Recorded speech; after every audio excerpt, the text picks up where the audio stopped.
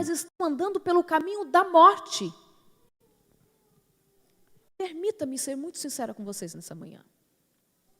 Eu sei que muitos de nós viemos para os Estados Unidos para encontrar uma condição de vida melhor para a nossa família. Foi ou não foi? É patente.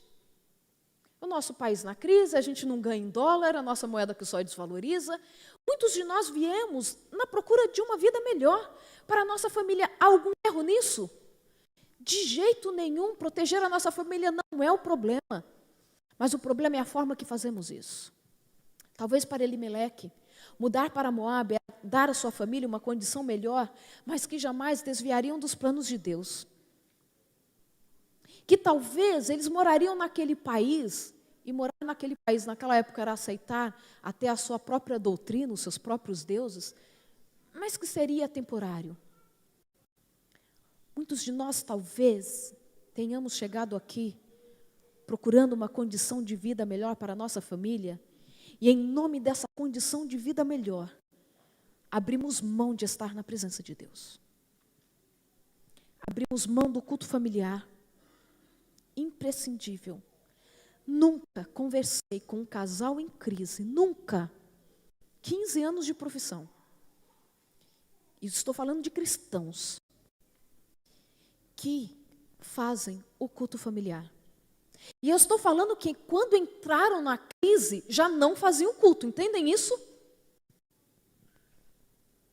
Quantos, por causa da correria, não frequentam mais os cultos na casa de Deus de domingo e de quarta-feira à noite? Irmãos, para onde estamos conduzindo as nossas famílias? Se estamos colocando no coração delas que o trabalhar e a sobrevivência do corpo é mais importante do que a vida espiritual, para onde estamos indo? Talvez estejamos nos enganando da forma que Elimeleque se enganou, é temporário. Quando as coisas entrarem nos eixos, nós voltamos a fazer tudo certinho. E aí no meu capítulo, aqui, capítulo 1, que também se encontra na sua Bíblia, no versículo 3, me diz que naquela terra morreu Elimeleque, marido de Noemi, e ficou ela com seus 2 filhos, os quais casaram com moabitas. No versículo 5 me diz que morreram também ambos, Malom e Quilion, ficando assim a mulher desamparada de seus 2 filhos e de seu marido. Uma situação que era temporária se tornou definitiva na vida daquela família.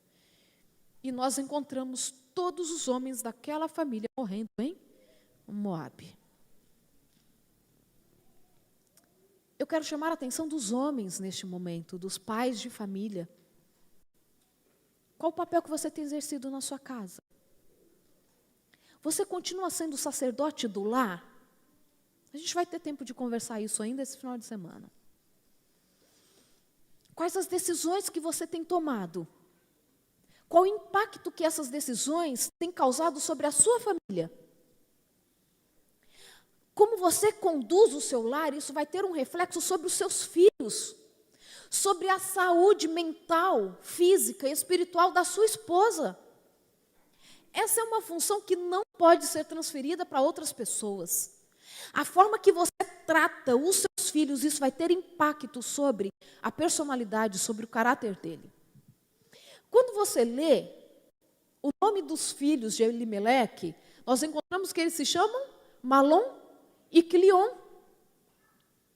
Nós sabemos que naquela época os nomes eram proféticos, eram ou não eram? É tanto que quando uma criança nascia, qual era a grande preocupação dos pais? Senhor, qual nome colocaremos no nosso filho? Porque o nome dirá quem ele será e o que ele fará em teu nome. Samuel, pedido a Deus. Quantos outros? Deus pega e muda o nome de Jacó, que era enganador, e coloca Israel para ser príncipe de Deus. Porque os nomes tinham muita força. Sabe o que significa Malom? Delicado. Sabe o que significa Quilion? Fraco. Aí eu começo a entender um pouco por que Elimeleque consegue mudar da casa de Deus, da casa do pão, e vai para a casa do pai. Há muito tempo talvez ele já não estivesse confiando tanto em Deus. Porque ele chamava os seus filhos de fraco e delicado. Talvez eles até tivessem um problema de saúde, mas ele olhava para os filhos dele e via neles a derrota. Eu chamo mais uma vez a atenção para os pais e para as mães também. Como você tem chamado seus filhos? Como me dói ver os pais chamando os filhos de derrotado. Esse menino é um bestinha. Se continuar assim, alguém chama aqui, né? Porque eu vi que riram. Nossa, terrível. Nossa, quando crescer vai ter que encontrar uma santa para casar, porque é insuportável. O que você fala para os seus filhos tem um poder muito grande. Muito grande. Imagina os filhos crescendo, escutando o pai assim, ô fraco, vem cá, fracote, me ajudar. Ô delicado, você que não dá conta de nada, vem cá. É tanto que dá a impressão que essa profecia se cumpre na vida dos filhos, né? Porque os dois morrem numa terra distante, sem deixar descendentes. Preste atenção na forma que você trata os seus filhos. As palavras que você utiliza. Nós erramos muito até na hora que nós corrigimos as crianças, né? Nós falamos assim, não, você é terrível, terrível você. A criança acredita que ela é terrível. Nós temos que falar que o comportamento dela não é muito bom, apesar dela ser uma criança formidável. Entendem? Morrem aqueles dois meninos, aqueles dois jovens, sem filhos, sem deixar descendência, numa terra distante. Se o livro terminasse aqui, eu poderia dizer que é uma história de fracasso. Uma família completamente destruída. Mas, depois de nós lermos que Noemi ficou ali, desamparada, sem os seus dois filhos e ainda tendo 2 noras, nós encontramos o mudar dessa história, o mover de Deus. Versículo 6 é o ponto da virada. Então se dispôs ela com as suas 2 noras e voltou da terra de Moabe, porquanto nesta ouviu que o Senhor se lembrara do seu povo, dando-lhe pão. Noemi decide voltar para Belém. Ela dispôs-se a voltar. Não era um movimento simples. Ela havia saído dali mais ou menos, já fazia mais ou menos uns 10 anos que ela não voltava para Belém. E agora era voltar derrotada. Porque ela voltava viúva e sem os seus filhos, o sustento não estaria garantido para ela. Pensando de que, primariamente, quem deveria sustentá-la seria o seu marido, na falta do marido, os seus filhos. Mas ela sabe que ela estaria voltando para a casa do Deus Altíssimo. E como é bom saber que nós temos um bom lugar para voltar, sempre. Ela então chama as suas 2 noras, que se chamam Orfa, que era casada com Malom, e Ruth, que era casada com Quilion, ambas viúvas também. E ela diz assim, voltarei para a casa do pão, para a casa do Deus Altíssimo, porque eu sei que mesmo que eu tenha perdido os meus provedores primários da sobrevivência, eu sei que Deus deixou uma lei justa onde uma viúva jamais seria desamparada no meio do seu povo.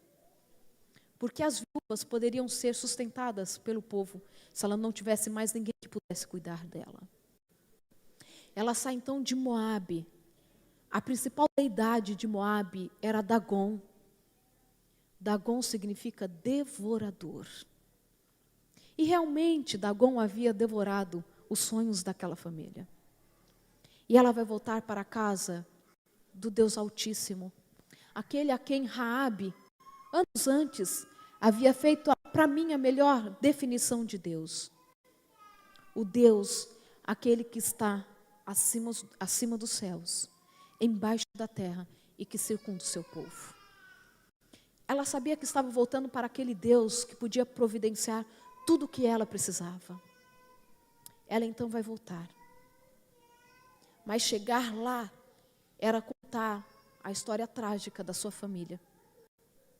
Era enfrentar talvez o preconceito das pessoas, mas mesmo assim ela sabia que era o melhor lugar para ela estar.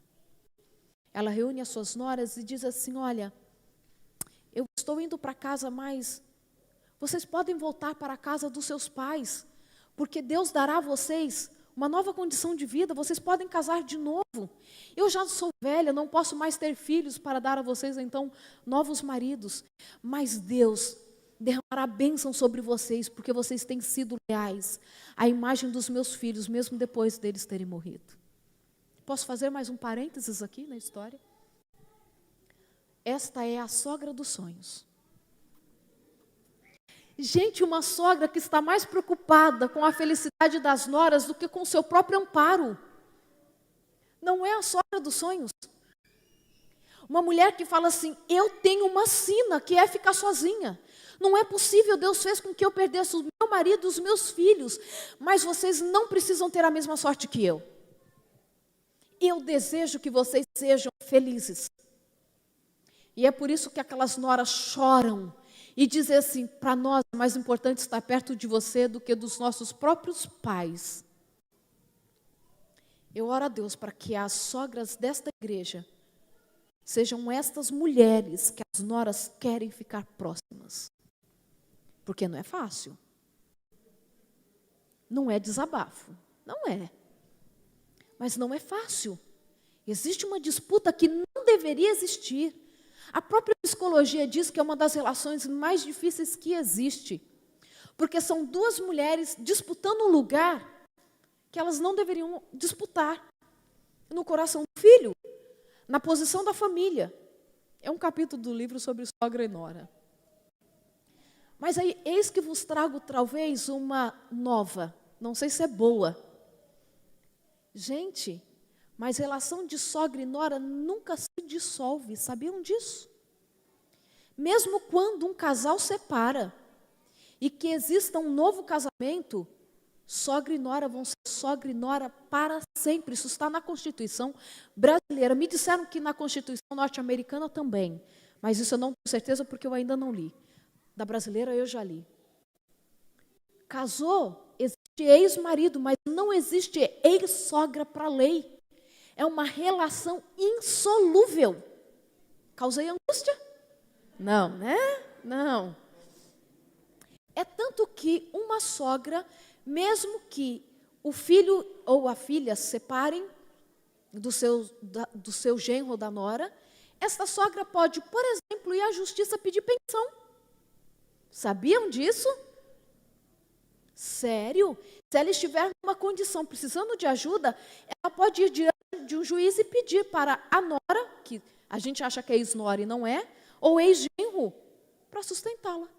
Porque é uma relação que não se dissolve. Vamos nos dar bem? Todo mundo? Porque é para sempre. E dá para ser uma relação fantástica. Fantástica. Desde que cada um entenda a posição que ocupem na vida uns dos outros. O lugar da mãe no coração do filho, a nora nunca vai ocupar. Cada uma tem o seu lugar e as sogras, por favor, se coloquem nos seus lugares também. Na casa, quem manda é o marido e a esposa. Você dá opinião e esta opinião é aceita se eles quiserem. Educação de filhos, quem determina é o casal. Você pode ter até mais experiência, mas você teve a oportunidade de educar o seu filho. E se você educou bem o seu filho, ele vai saber educar o seu neto. Por favor, deem o espaço necessário. Respeitem os limites, porque aí você vai ter uma nora que quer até deixar os pais para ficar perto de você. Ruth chora e segue Noemi. Orfa decide voltar para a casa dos seus pais. E eu não gosto quando as pessoas falam mal de Orfa. Eu não gosto. Porque fala, Ruth foi com a sua sogra e foi para o meio do povo de Israel, enquanto Orfa voltou para o meio do pecado. Orfa fez o que era certo. A lei dizia que ela deveria voltar para a casa dos seus pais para que assim então arranjasse um novo casamento, para que tivesse descendentes. Ela fez uma escolha certa. Só que Ruth fez a melhor escolha. Entendem? Eu mudei a minha oração para Deus, depois que eu comecei a refletir sobre isso. nós podemos pedir para Deus algo além do que fazer o certo, a tomar a decisão certa. Nós podemos pedir para Deus para tomarmos a decisão melhor. Orfa tomou uma decisão correta, mas Ruth decidiu pelo que era melhor. Diante de todos nós, todos os dias nós temos inúmeras opções corretas. Peçamos para Deus que Ele nos dê a melhor opção, para que escolhamos a melhor das opções. Ruth volta com Noemi. E talvez eu consiga imaginar duas mulheres sozinhas, pobres, juntando talvez o pouco que lhes havia sobrado, talvez algumas panelas de barro, colocando dentro de uma sacola, e talvez se colocando às margens do Mar Morto, para pedir carona para atravessar aquele Mar Morto. Para do outro lado, encontrar uma terra que lhes reservaria surpresas. Mas elas sabiam que valia a pena, porque elas estavam voltando para a casa do pão. E nós sabemos que na Bíblia o pão é o símbolo do próprio Jesus. Elas estavam voltando para a casa de Deus, para a casa de Jesus. Ao chegarem ali, não temos tempo para tanta leitura. Ao chegarem ali, nós sabemos que a lei permitia para aqueles que eram pobres, viúvas, órfãos, irem para os campos respigarem, irem atrás dos agricultores, pegando o que caísse no chão, para que então a cevada, o trigo, dependendo do que fosse a colheita na época, pudesse ser utilizado para o próprio sustento. Eles tinham direito, eram protegidos pela lei para assim agirem. Ao chegarem ali, Noemi então fala, tenho que ir para o campo respigar. Mas eu vou ter que ler esse verso para vocês. Ainda aí no capítulo 1.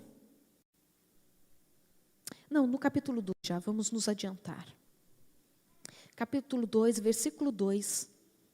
Nós encontramos Ruth, a Moabita. Todas as vezes que o livro de Ruth se refere a ela, se diz Ruth, a Moabita. Ruth, a estrangeira. Ruth, a Moabita, disse a Noemi, deixa-me ir ao campo e apanharei espigas atrás daquele que me favorecer. E Noemi a disse, vai, minha filha. Outro capítulo. Ruth, a Moabita, vira para a sua sogra, Noemi, e diz assim, deixa que eu vá ao campo e que eu respigue no campo daquele que me favorecer. Vamos lembrar, Ruth, estrangeira, não podia estar no meio do povo de Deus, não podia nem sequer entrar no templo. Quando elas chegaram na terra, todo mundo ficou sabendo, porque o próprio capítulo 1 diz que o boato correu na cidade, que Noemi havia voltado viúva e carregando a sua nora. E agora Ruth se dispõe a ir ao campo respigar. Mesmo que ninguém daquela terra soubesse que ela era a tal da Ruth, todo mundo ia desconfiar que ela era moabita, porque ela tinha sotaque. Eu tenho a impressão de que a irmã que veio aqui comigo à plataforma é carioca. Não é descolada para falar, né, um sotaque diferente. Eu sei porque eu sou casada com um carioca, mas ele foi catequizado, já fala como paulista, tudo certinho, né? Amo os cariocas, amo. Mas o meu mudou um pouquinho. Mas a gente sabe quem é carioca, sabe ou não sabe, pelo sotaque? E vocês sabem que eu sou paulista, sabe ou não sabe pelo sotaque? É óbvio. Ruth, ela sabia que quando ela chegasse no campo, só quando ela abrisse a boca para falar, todo mundo saberia que ela era moabita. Apesar das línguas terem a mesma origem, lembra, Ló e Abraão eram parentes, sobrinho e tio? Duas nações são formadas, mas a base da língua é a mesma, mas cada um cria o seu sotaque. Então, não sabia que ela era uma moabita. Ela sabia do risco que ela corria de, ao chegar naquele campo, ser apedrejada. E por que ela vai? E aqui, para mim, é o princípio para a vida de qualquer menina, de qualquer moça. Ela vai porque ela disse assim para uma senhora idosa, fica dentro de casa, eu estou mais nova, eu aguento mais ir para o campo e respigar para nós duas. Aquele que favorecer, eu irei ao campo dele e trarei mantimento para nós. Ainda a Bíblia diz, no capítulo 2, que no final do dia, Ruth voltou para casa carregando quase um efa de cevada. Isso que ela já havia comido no campo, porque ela havia recebido a permissão para comer e beber juntamente com as empregadas de Boaz. Mas ela volta trazendo comida porque ela tinha em casa uma senhora idosa que precisava comer. Ela trazia nos seus ombros, como a medida varia, ela trazia em seus ombros mais ou menos 25 quilos de cevada. Uma moça. Posso desabafar com vocês? Eu tenho me cansado ao ver meninas e meninos que vivem como se fossem hóspedes na casa dos pais. Que os pais trabalham, agora é desabafo mesmo. Os pais trabalham, e quando chegam à noite em casa tem que fazer tudo, porque as princesas e os princeses, né, que ficaram em casa, e esses príncipes não fazem nada, só reclamam. Tipo assim, eu não lavo louça. Louça estraga a unha. Bando de vagabundos. A sociedade não está do jeito que está à toa. Meninos e meninas crescendo como se não tivessem responsabilidade pela vida. A mãe trabalhou o dia inteiro, mas à noite a obrigação dela lavar a louça, fazer comida, cuidar da roupa, porque eles não podem fazer nada. Porque estudam.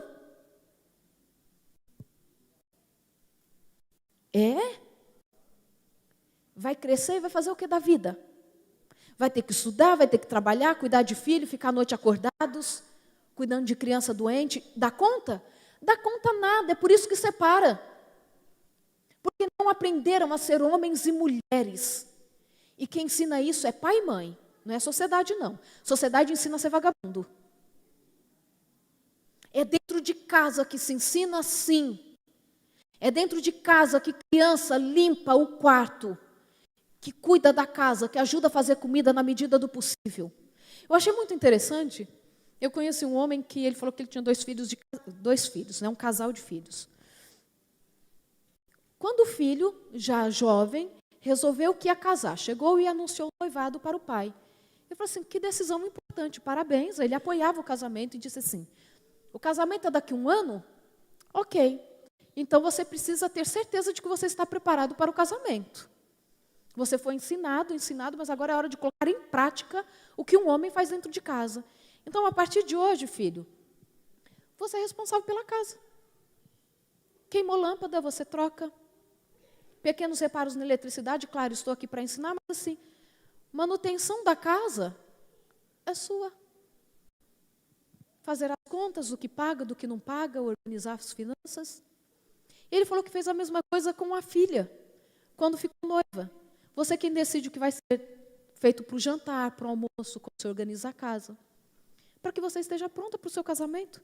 E aí você tem 1 ano para decidir se você realmente, de fato, aguenta isso ou não. Porque vai ser para sempre.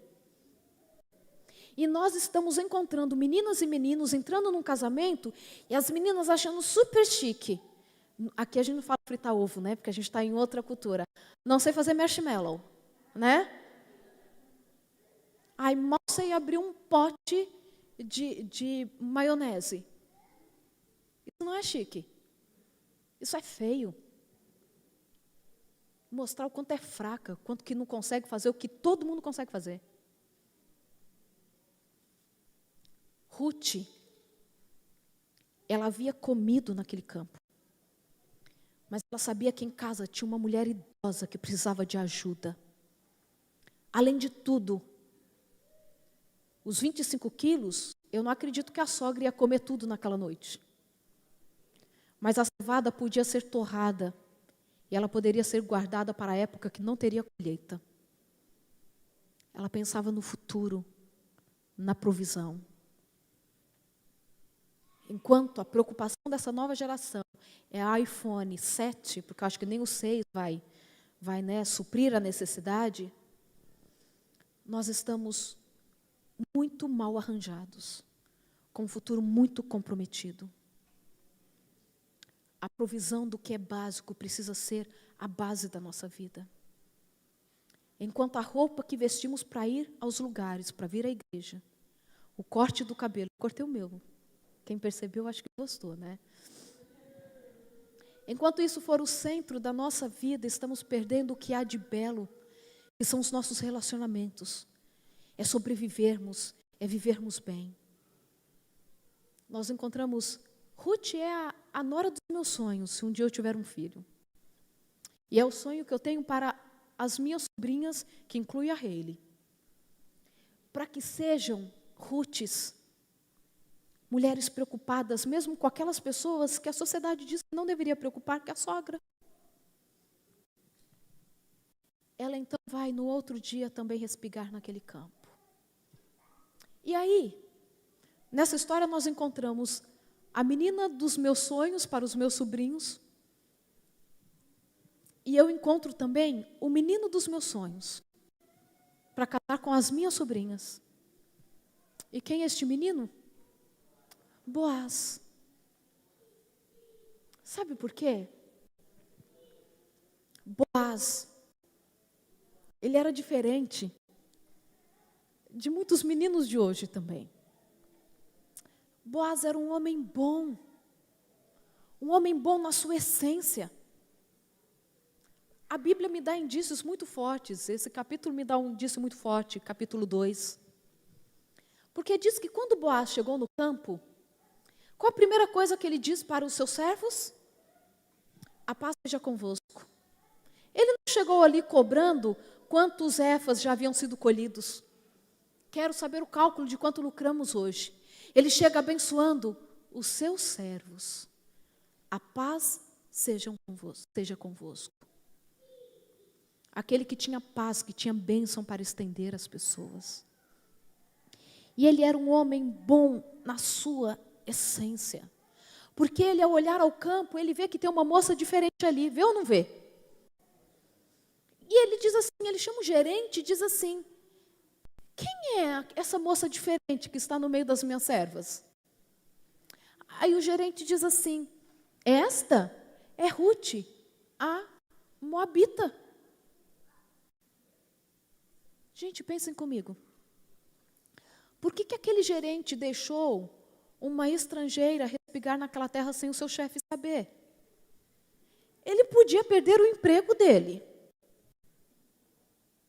Era uma mulher que estava, talvez, ali deixando impuro a sua colheita. Sabe por que aquele gerente deixou? Porque ele sabia que o seu chefe era um homem bom. Que independente de onde vinha aquela mulher, ela sempre teria amparo perto de paz. Diferente de alguns meninos, né, quando estão querendo conquistar uma menina na igreja. Que a gente sabe pelo relato que Boaz casa com Ruth.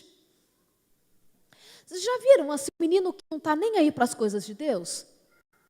Chega meio na igreja, senta às vezes lá no fundo, não quer saber de nada, de ninguém.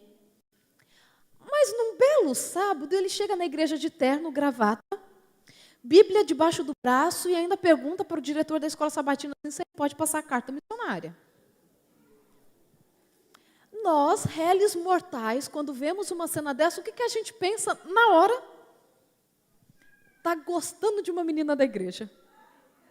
É ou não é? Pelo menos na minha época no Brasil era muito claro isso, era muito evidente. O menino se tornava um missionário quando queria conquistar a menina que participava das coisas da igreja. Era uma menina direitinho. Gente do céu, ele respondia a lição da escola sabatina. Era ou não era? A gente vai lembrando de pessoas, né? Porque ele queria conquistar uma menina. Então, prestem atenção, meninas. Rapaz bom para casar é aquele que é bom antes de querer conquistar você. Boaz era um homem bom muito antes de conhecer Ruth. E é por isso que deu certo.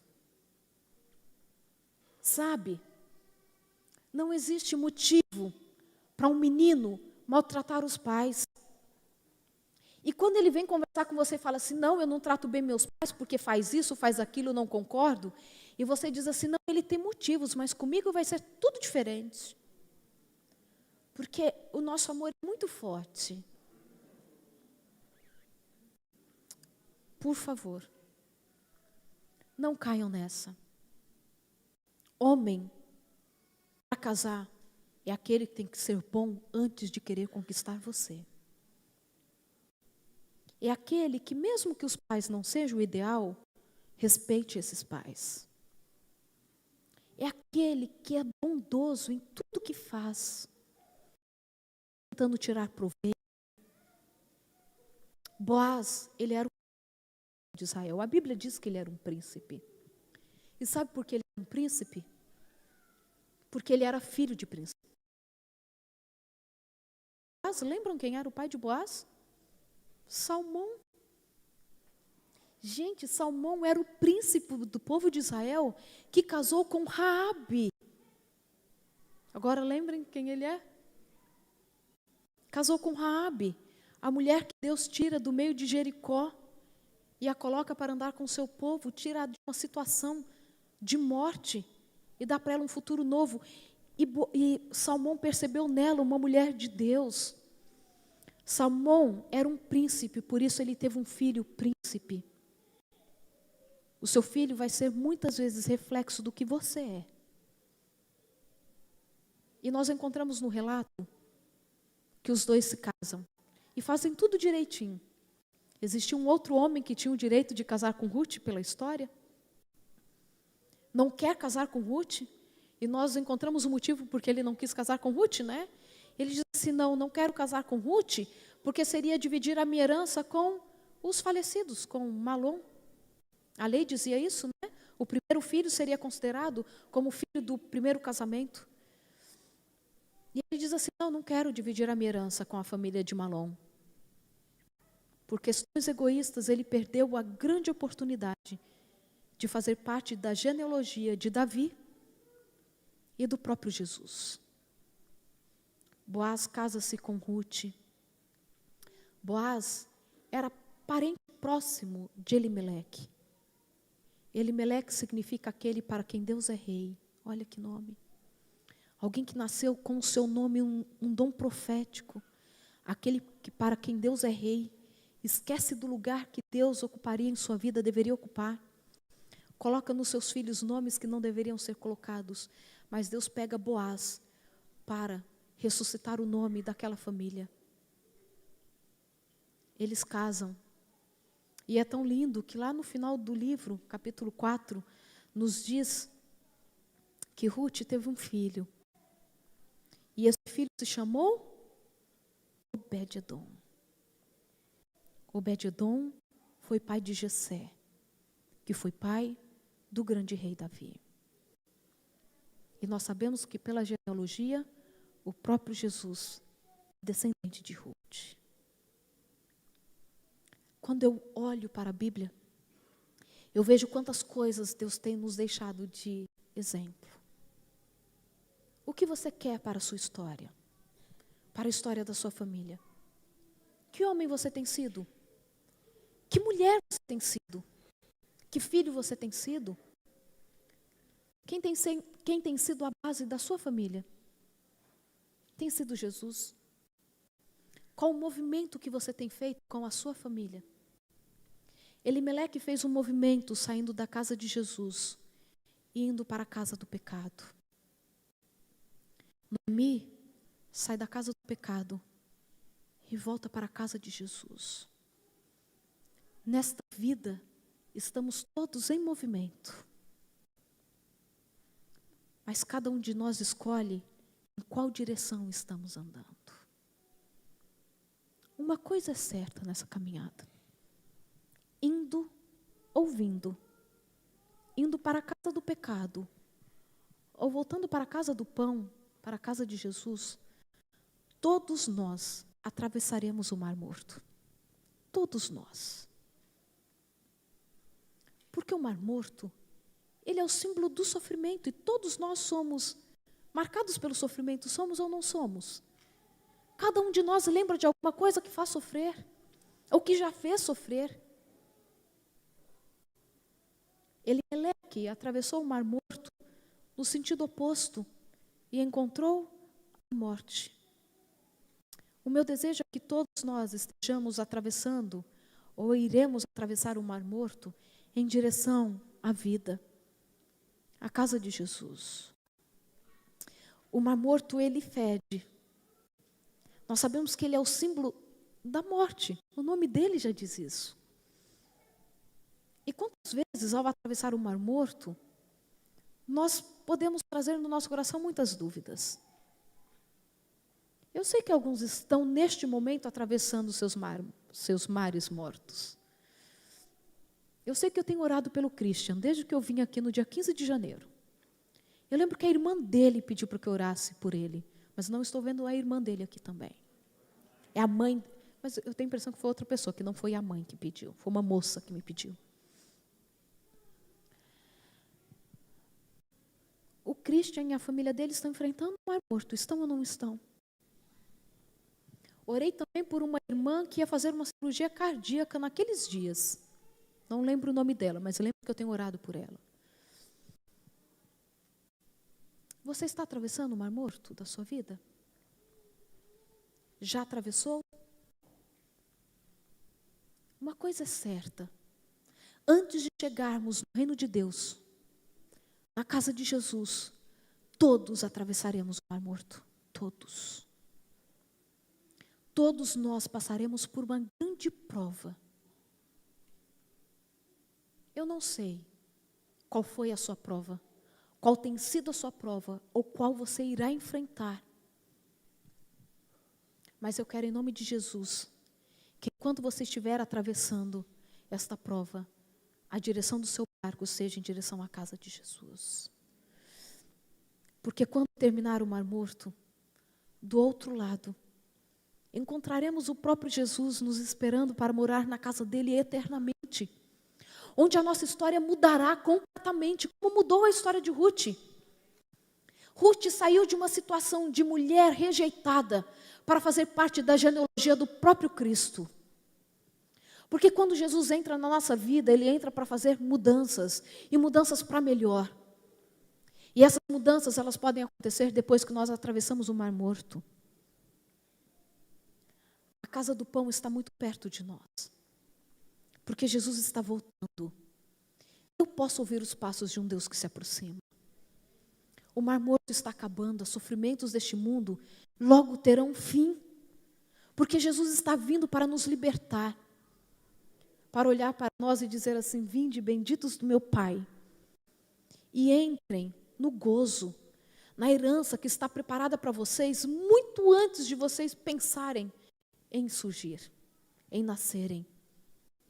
Porque eu preparei um lar onde de fato vocês saberão o que é viver em plenitude. Enquanto estiverem enfrentando as suas dificuldades, não esqueça que Jesus é quem nos dá condições de atravessar as nossas dificuldades.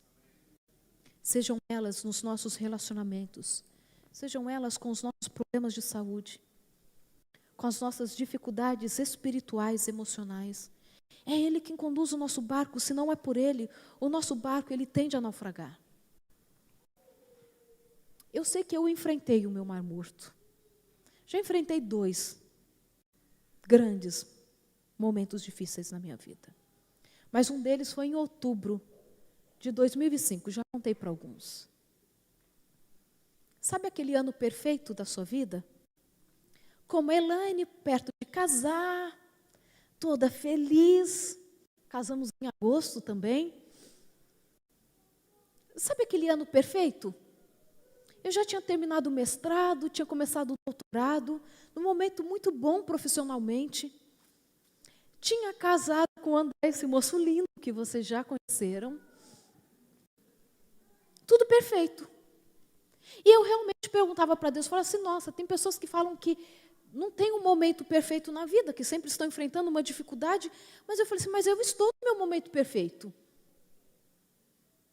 Casamos no dia 14 de agosto, amanhã a gente vai contar para aqueles que estiverem lá o dia do nosso casamento, que é um livro Literalmente, dá para escrever um livro do dia do nosso casamento, que é assim, inesquecível, mas isso é só para amanhã. Casada, casamos 14 de agosto, tudo perfeito, depois do dia do casamento. E aí, no dia 9 de outubro, eu estava na minha casa fazendo algumas coisas. Era o primeiro domingo que não íamos à casa dos meus pais, que moravam muito próximos. Mas à noite, nós fomos à igreja, era um domingo. Quem ia pregar era um amigo nosso, Valnei, e ele pediu para que eu cantasse naquele culto. E eu perguntei para minha mãe, que hino a senhora quer que eu cante no culto? E ela disse assim, filha, escolha o hino, porque eu gosto de todos que você canta. Mãe é fã demais da gente, né? Aí eu falei assim, tá bom. Eu escolhi um hino que eu sabia também que ela gostava, mas que estava me tocando muito aquele hino ultimamente. Aquele culto, o irmão Valnei pregou, eu cantei. Lembro que na porta da igreja, a minha mãe disse para o Valnei assim, olha, o culto de hoje foi perfeito. O meu pregador predileto pregou, que é você, o Valnei prega incrível, carioca, mas prega muito bem.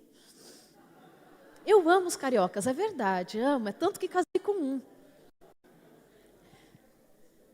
E ela disse para ele assim, o culto foi perfeito, o meu pregador predileto pregou, o hino do inário, o meu predileto foi cantado ao passares pelas águas, e a minha cantora predileta, eu, cantou no culto. Volto para casa feliz. Ainda passamos na casa dela, ficamos um pouquinho com ela, não esqueço das coisas que ela me disse sobre casamento. Voltamos para casa, quando era mais ou menos 11 horas da noite, escuto alguém chamando no portão, e eu reconheci que era a voz de uma das minhas irmãs, somos em 4 irmãos e um irmão, e eu falei para o André, alguma coisa aconteceu de errado, porque a Regiane está desesperada.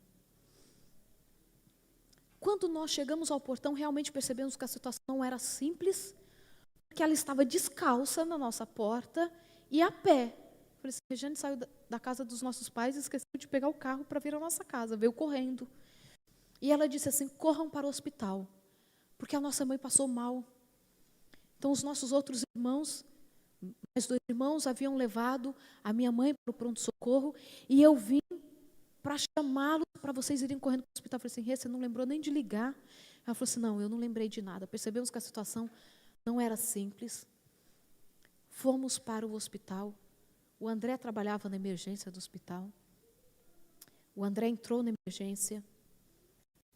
E ao passar pela porta da emergência, porque eu entrei junto com o André, eles abriram a porta para o André entrar, eu vi a minha mãe deitada, completamente inchada, os médicos tentando entubá-la, e eu só escutava eles dizendo assim, estamos perdendo. O André conseguiu entrar, ele já estava há algum tempo tentando entubar a minha mãe e não conseguiam. O André entrou e conseguiu entubar a minha mãe. E ela então foi transferida para a cidade vizinha em coma. Ali começou então o meu mar morto. A minha mãe foi para a UTI. Após os exames, descobriram que ela havia tido um AVC isquêmico, havia faltado oxigênio no cérebro, comprometendo o cérebro completamente. Mas nós dissemos, para Deus não há impossíveis. Quem sabe toda essa situação é para que Deus mostre o grande poder dele e que ele irá reverter essa situação. Os dias foram passando, todo mundo orando pela minha mãe. No dia 25 de outubro, à noite, o telefone da minha casa toca. Eu já não atendia mais os telefonemas, para não ficar o tempo todo explicando como a situação estava se desenrolando, mas acreditando que Deus faria um grande milagre. Eu percebo que era do hospital, porque o André havia atendido o telefone. Mas no momento, o André perguntou assim, sim, é para levarmos roupas para o hospital? Nos diga que roupas devemos levar. Eu lembro que eu levantei assim da cama e falei assim, vamos ao hospital buscar a minha mãe. Deus fez o milagre. O André pergunta, que roupas devemos levar para o hospital? E a pessoa do outro lado dizia assim, as roupas que vocês querem que ela esteja no funeral. A minha mãe havia falecido. E eu lembro que a palavra, a única que veio à minha memória, foi: acabou. Acabou. 17 dias orando, 17 dias suplicando, mas acabou. E eu perguntei para Deus por quê? Minha mãe tinha 47 anos de idade. Por quê? Uma hipertensão inexplicável que ela tinha, mas aquela vez havia sido fatal. Havia passado mal, havia aspirado o próprio vômito, teve uma parada cardiorrespiratória, o AVC, do qual ela não saiu. Eu lembro que levantar, me preparar para ir à casa do meu pai para dar a notícia. Os meus irmãos estavam acampados na casa da minha mãe aqueles dias todos. Ao chegar ali, meus irmãos já perceberam o que havia acontecido. Resolvemos então todos irmos ao quarto dos meus pais para dar a notícia. Para o meu pai. Um homem de 56 anos de idade, que estava perdendo a companheira da vida dele. Ao entrar ali, meu pai também percebeu o que havia acontecido. E a gente falou assim: pai, fica um pouquinho no quarto, e quando o senhor quiser, junte-se a nós na sala, porque estaremos decidindo sobre a cerimônia fúnebre. Fomos para a sala. E meu pai demorava muito para sair do quarto. Decidimos ir ao quarto para ver o que estava acontecendo. Ao chegar ali, eu vi uma das cenas mais impressionantes da minha vida. O meu pai estava ajoelhado ao lado da cama orando. E eu disse assim: pai. Ele percebeu que a gente entrou no quarto, ele levantou. Antes que disséssemos qualquer coisa, ele disse assim: eu estava agradecendo a Deus.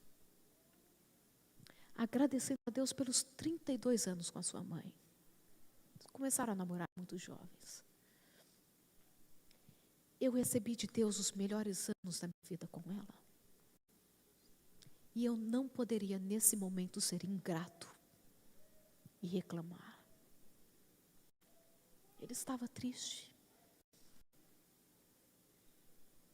Mas o mar morto não tirava dos olhos dele a certeza de que Jesus estava na casa do pão. Do outro lado do mar morto, para dar vida eterna. Ao olhar aquilo, eu falei assim: Senhor, eu preciso mudar a palavra da minha mente. Não pode ser acabou. Porque a vida não acaba no mar morto, irmãos. A nossa vida não se resume aos sofrimentos. A nossa vida precisa estar fixada no que existe além do mar morto, que é Jesus, às margens do lar onde eternamente iremos morar, onde a nossa vida será mudada definitivamente. Eu pedi perdão para Deus. Ele sabia das minhas dores.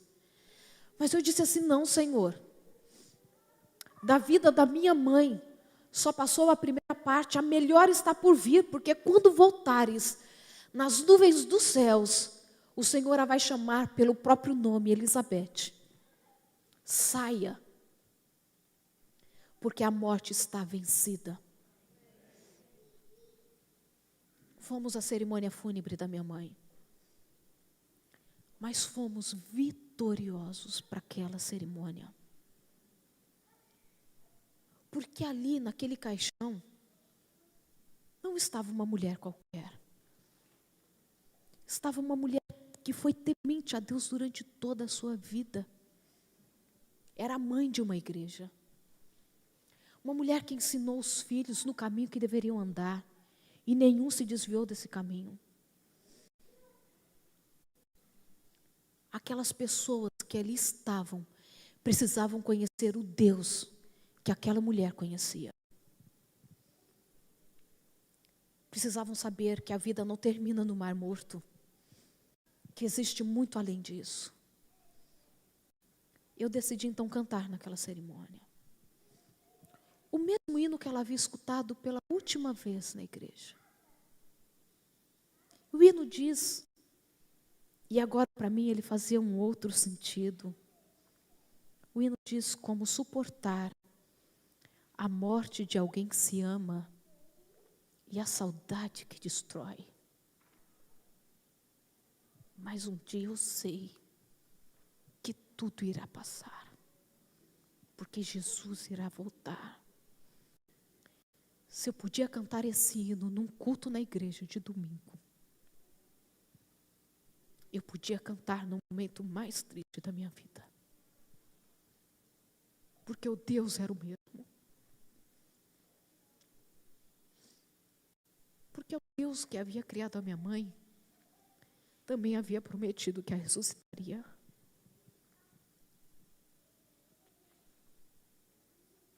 Eu nem chorei na cerimônia como eu estou chorando aqui.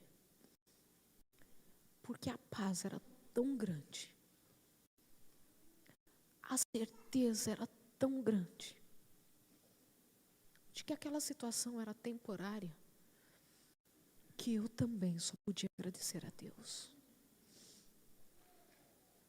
As pessoas que ali estavam, quantos parentes, quantas pessoas da cidade tiveram que levar o corpo da minha mãe para o estacionamento do cemitério, para que as pessoas pudessem despedir, porque não cabia dentro do recinto do velório. E quantas pessoas ali não conheciam o Deus da minha mãe, mas precisavam conhecer o Deus que ela sempre acreditou e que nos ensinou a amar e confiar. Qual é o mar morto da sua vida? Eu posso te dizer que este mar morto, ele dói, ele machuca, mas ele passa. Ele passa e em breve moraremos na casa de Jesus, onde a nossa história será mudada completamente, definitivamente. Porque aquele que prometeu, ele há de cumprir. Aquele Deus que iniciou a boa obra na nossa vida, ele há de completar. Os problemas que você enfrenta talvez no seu lar, eles passarão em nome de Jesus. As suas dores, as suas dificuldades emocionais, o Senhor pode dar jeito nelas. Porque Ele veio para que tivéssemos vida e a tivéssemos em abundância. O livro de Ruth é um livro de uma história tão completa, que ela ainda nos traz uma última mensagem nesta manhã. Todos nós, independente das nossas origens, independente dos pecados que já cometemos, somos bem-vindos na casa de Jesus. Jesus não somente aceita Ruth no meio do seu povo, como também a chama de mãe querida, porque ela era sua mãe. Na descendência, ela era mãe de Jesus. Essa história ela é tão marcante, era tão marcante para o povo de Israel, que em todas as festas da colheita, era o livro de Ruth que era lido. Símbolo de que todos, independente das nossas origens, somos aceitos para viver no meio do povo de Deus. Que as dificuldades do mundo, que os seus problemas não te afastem de Jesus, que não impeçam de ver a Canaã celestial, porque Jesus está voltando para morarmos eternamente com Ele. Eu quero cantar para encerrar este culto, posso? Esse hino era o predileto da minha mãe, porque era a maior promessa a qual ela se agarrava, que era do breve retorno de Jesus. E nós teremos um novo céu e uma nova terra, onde as primeiras coisas terão passado. Viremos eternamente com Jesus, mesmo que morramos, nós teremos vida eterna, porque Ele vem voltar cumprir em nós a boa obra que Ele já iniciou. Que Jesus abençoe a mim e a você. Amém.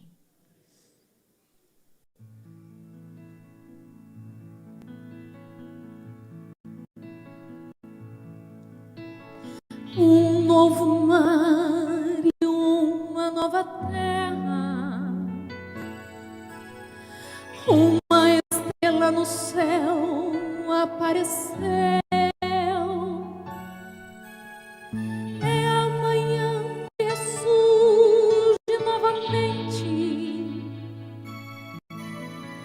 é a estrela de Deus, o nosso Rei.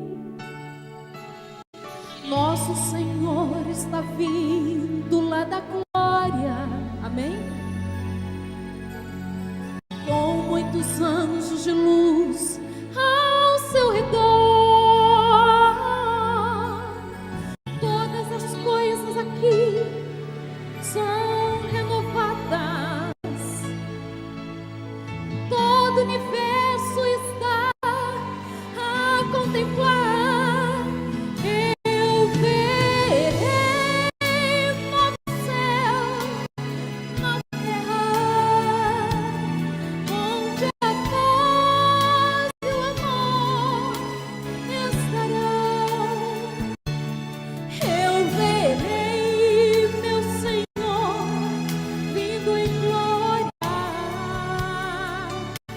Meus olhos verão a salvação. Amém? Eu sei que o meu Redentor vive para sempre e que ao final seu poder me livrará. Mesmo que eu morra, terei vida eterna. Com seu poder Ele vai me ressuscitar. Meu coração espera por esse dia, quando irei receber o meu troféu. É o maior de todos os presentes. Ver com meus olhos Jesus vindo do céu. Eu verei novo céu, nova terra, onde a paz e o amor estarão. Eu verei meu Senhor vindo em glória. Meus olhos verão a salvação. Eu verei novo céu, nova terra, onde a paz e o amor estarão. Eu verei meu Senhor vindo em glória. Meus olhos verão a salvação. Amém? Os nossos olhos verão a salvação. E o que mais queremos? A salvação do nosso lar, a salvação dos nossos sentimentos, a certeza de que nunca mais sofreremos, porque estaremos eternamente na presença de Jesus. Nós não podemos terminar o culto desta manhã de forma diferente. Eu convido a você para se ajoelhar diante deste Deus, porque é Ele quem pode cumprir todas as promessas, porque é Ele quem pode nos fazer viver eternamente com Ele. Vamos nos ajoelhar diante deste Deus.